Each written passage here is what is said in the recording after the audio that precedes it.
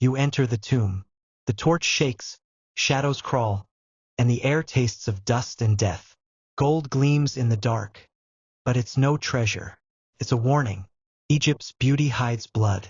7 disturbing secrets, each darker than the last. Welcome to Cursed Chronicles, where history's shadows never sleep. The first secret is buried in silence. Your torch trembles as the chamber opens. At first, your eyes fall on treasures. Gold, ivory, jars of food for the afterlife. But then, in the shadows, you see them. Not statues, not carvings, bodies. They are not posed like kings or gods.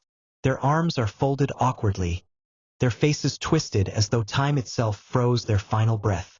These were not enemies. They were attendants, guards, servants, wives, buried alive so their master would never walk alone into eternity. Archaeologists at Abydos uncovered their bones. Dozens of them surrounding the tomb of their king. Young men, young women, even children. Silenced in the dark, sealed beneath stone so that one man could be escorted into the afterlife with flesh instead of shadows. Their cries never left these walls. You can almost hear them now, muffled, fading, begging for air that never came. The truth is brutal. The afterlife demanded not only gold, but blood. If these walls could speak, they would beg you to listen.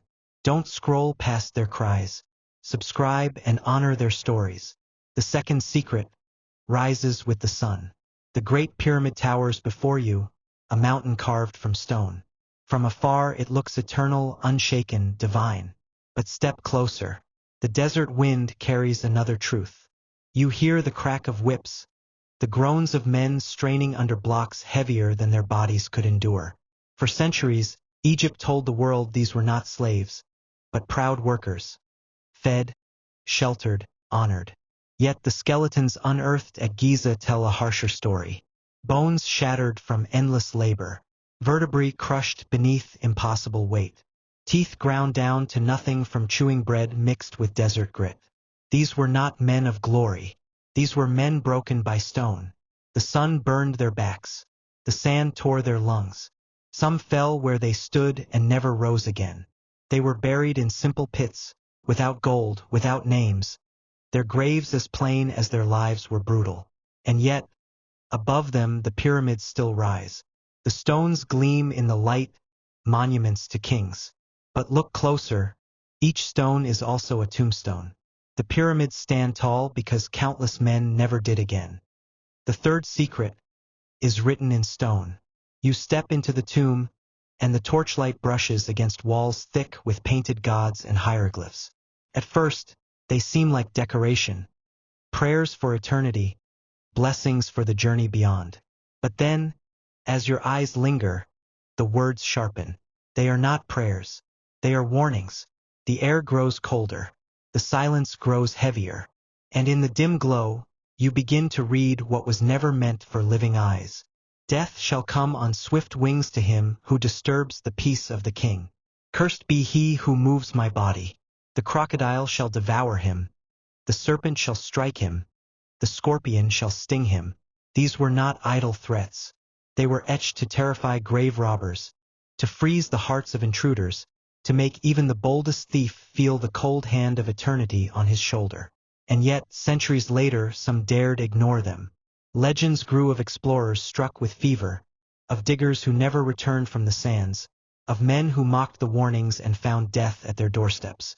Coincidence, perhaps, or perhaps.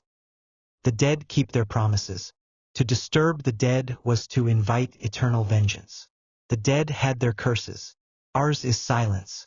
Don't let their warnings fade. Like this video, subscribe to Cursed Chronicles and turn on notifications for more. The fourth secret lies on the embalmer's table. You hear the scrape of metal. The air is thick with incense, meant to mask the stench of death. But it cannot. Clings to your throat, sweet and foul at the same time. On the slab before you, a body waits. A vessel soon to be wrapped, prayed over, and sent to eternity. But first it must be torn apart. The process begins with violence disguised as ritual. A long, hooked rod pierces through the nostril, twisting, tearing, reaching for the brain. Piece by piece, the mind is dragged out, discarded like refuse. The skull, once the seat of thought and memory, is left hollow. Then comes the chest. A sharp blade slices the flesh. The lungs, the stomach, the intestines, all removed, washed, and placed in jars crowned with the heads of sacred gods. But not always the heart. Some bodies were buried without it, denied the organ that, in their belief, carried truth into the afterlife. Imagine the terror of eternity, heartless. Finally, boiling resin pours into the cavities, scalding what remains, sealing flesh and bone into something no longer human. Layer after layer of linen wraps the form, until the face disappears, until no breath, no voice, no identity remains. Only silence, bound tight in cloth. For the living, this was sacred craft. For the dead, it was desecration in the name of preservation. To grant eternal life, they first had to strip life away. The fifth secret is poured into a cup. You are no longer in a tomb or under the desert sun. You are in a palace, walls draped in gold, floors polished like mirrors, music drifting from hidden courtyards. Yet beneath the beauty, fear coils like a serpent. For here, death wears perfume, and betrayal is poured like wine. Imagine the banquet hall. A pharaoh lifts his goblet, laughter echoing around him. But the smile on his lips hides suspicion, for he knows what history whispers. More rulers in Egypt were undone not by armies, but by the hands closest to them. Servants were trusted with food, advisors with counsel, wives with loyalty, but in the flicker of torchlight, any of them could become executioners.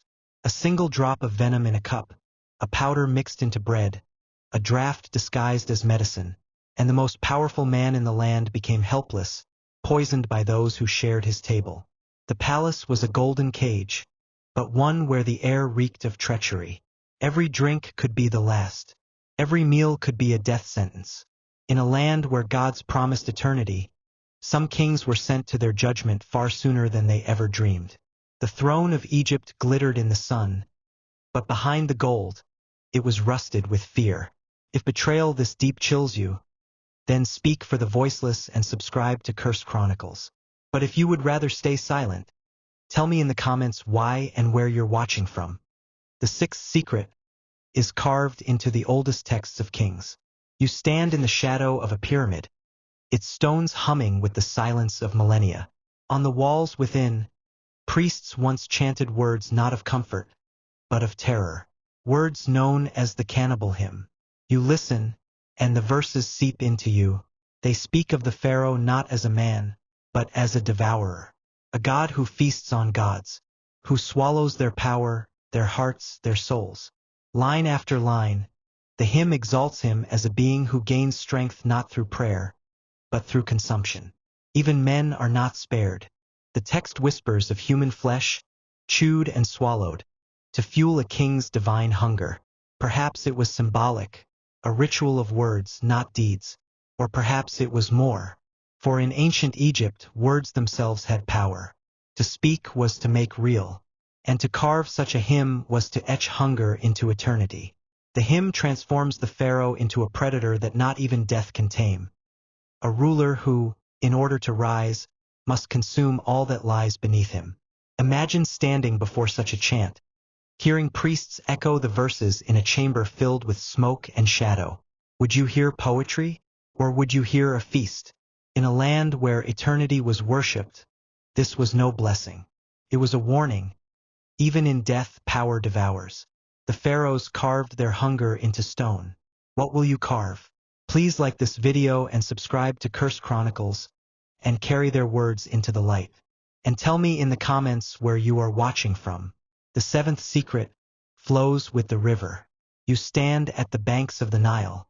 The water glitters beneath the moonlight, gentle, endless, life-giving. Egypt's heartbeat. Without it, the land would be nothing but desert and bone. But the river did not give freely. Sometimes it demanded payment. Imagine the chanting of priests at night, the air thick with smoke and fear. Families pressed against the riverbank, watching as offerings were cast into the dark water. Bread, jewelry, animals. Yet the whispers speak of something more, of children chosen, lifted trembling in the firelight, their cries muffled by drums as the river swallowed them whole. Archaeological traces, ancient texts, and darker rumors all converge into one chilling truth. In times of desperation, when the Nile's flood failed, when crops withered, the people believed that only blood could stir the river awake. And so, innocence was traded for water. The Nile was called the source of life. But for some, it became a grave that carried its victims silently downstream, their names erased, their sacrifice forgotten.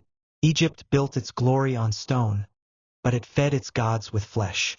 The Nile swallowed their voices. You can raise yours. Subscribe to Cursed Chronicles, and let no one's suffering be forgotten. And so the 7 secrets are unsealed. Not treasures, but horrors. Not myths, but scars etched into history itself. You walked through tombs where attendants suffocated for their kings. You stood beneath pyramids that rose from the broken bodies of workers. You read curses that promised death, and watched as embalming hands tore life apart in the name of eternity. You dined in golden halls poisoned with betrayal, and you listened to hymns that turned kings into devourers of flesh. And at last, you stood at the Nile where even children were swallowed in the name of survival. Egypt dazzled the world with wonders that defied time. But behind the beauty lies the blood of countless lives, hidden beneath stone and sand. These voices should not be buried. If you've walked this far with me, you now carry them too. Subscribe to Cursed Chronicles, where history's shadows are never silent. And if you choose not to, then at least tell me why in the comments. Because history always demands an answer.